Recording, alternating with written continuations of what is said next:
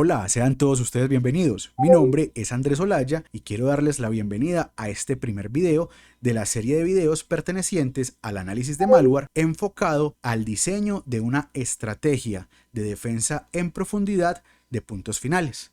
Me gustaría comenzar haciendo una introducción. Creo que es necesario que despejemos ciertos conceptos antes de entrar en materia en la parte técnica. Digamos que indudablemente el número de ciberataques está en aumento. Prácticamente crece de manera directamente proporcional a la utilización de las tecnologías de la información y, por supuesto, a la transformación digital.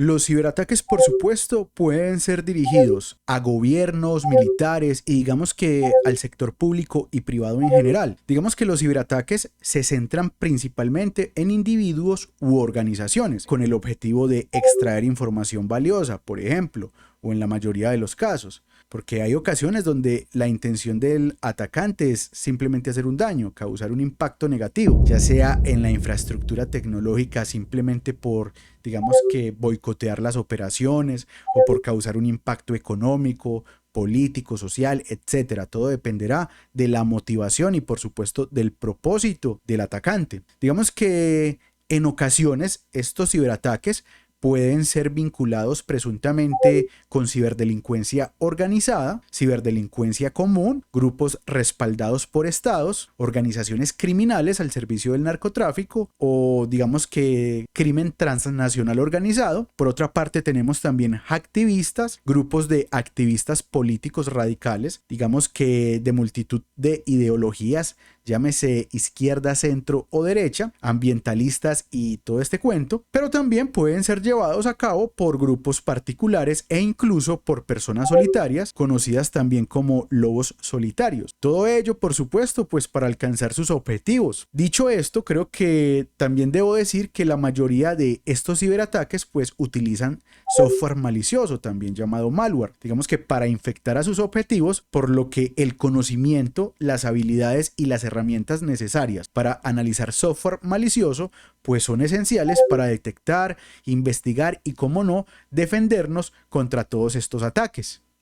Algunos de ustedes se estarán preguntando, bueno, viejo Andrés, pero ¿aquí qué? ¿Por dónde debemos comenzar? Hay demasiada información y toda en su mayoría parece ser imprescindible. Digamos que como todo en la vida, hay un principio. Una casa debe construirse por sus cimientos, si lo que se desea es construirla bien y que la casa pues obviamente dure a lo largo del tiempo. En el caso del análisis de malware pues no cambia este principio rector, debemos comenzar por unas bases. Digamos que estas bases no solo están compuestas, digamos que por elementos técnicos sólidos, sino que también se van a necesitar, digamos que conocimientos sólidos en temas tan variados, por ejemplo, como historia, política, geopolítica, economía, geoeconomía y todo este conjunto de conocimientos. Desde, por ejemplo, psicología oscura en temas de ingeniería social, por ejemplo, hasta temas de criptografía. Son supremamente importantes todos estos conocimientos si lo que queremos es tener un perfil integral y transversal dentro de lo que es el esquema defensivo, ya sea de la organización o de la nación, etcétera. Todo dependerá, digamos que, del teatro de operaciones donde nosotros nos estemos desenvolviendo. Muchos de ustedes estarán preguntando en este momento, hey viejo, pero ¿y qué tiene que ver, digamos, la política con el malware? ¿Por qué mezclamos las peras con las manzanas? Pues básicamente hay un tema dentro del análisis de malware que es la atribución, es decir, poder atribuirle un acto delictivo, digamos un ciberdelito, a determinado actor. Otro aspecto bastante importante de esto es que el tema de la atribución nos va a permitir, digamos, dimensionar el nivel de sofisticación que tiene el adversario contra el cual nosotros nos estamos enfrentando. Un ejemplo de esto podría ser lo que está aconteciendo en este momento en Oriente Medio, donde a raíz de un ataque terrorista, pues se ha desencadenado un conflicto en una región entera del mundo, que si bien no necesariamente se esté desarrollando desde el punto de vista de la guerra convencional, sabemos que las operaciones que se están llevando a cabo en el ciberespacio pues pueden tener un impacto realmente relevante dentro de las diferentes sociedades y del mundo en su conjunto. Me explico,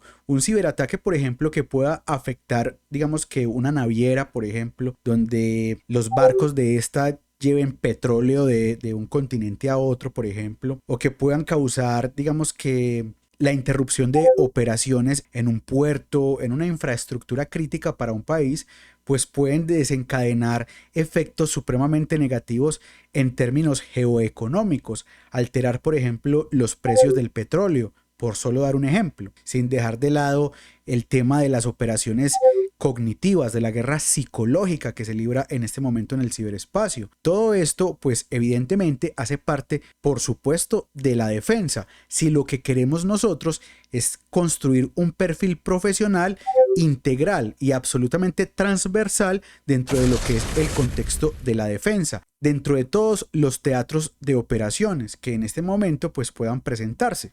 En este orden de ideas y desde mi punto de vista, pues las personas que deseen incursionar en la ciberseguridad defensiva, en especial en este tema del análisis de malware, pues deben comenzar por aprender y realmente conocer y dimensionar lo que realmente significa el malware y su papel dentro de los ciberataques. Por otra parte, también comprender, digamos que la importancia del análisis de malware en la informática forense digital, sin dejar de lado, por ejemplo, el conocer dentro del espectro técnico, digamos que los diferentes tipos de análisis de malware, porque a partir de esto vamos a poder definir el tipo de operación, digamos, más adecuada para determinado escenario en concreto. Otro aspecto importante a tener en cuenta es que debemos desarrollar también dentro de este espectro técnico pues la capacidad de diseñar e implementar entornos de prueba, es decir, laboratorios para el análisis de malware acorde a las necesidades particulares que tengamos en determinado